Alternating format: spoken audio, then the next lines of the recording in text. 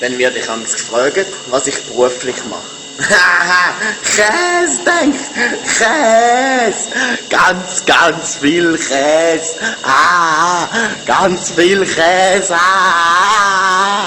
Käse, noch mehr Käse, hure viel Käse, Käse, Käse, eckige Käse und auch runde Käse, ja, runde, ja, noch mehr.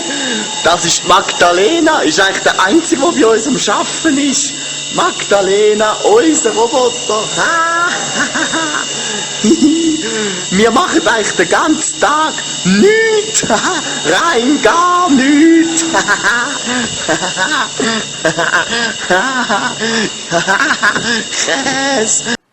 Das ist einfach doch gerade ein bisschen zu viel.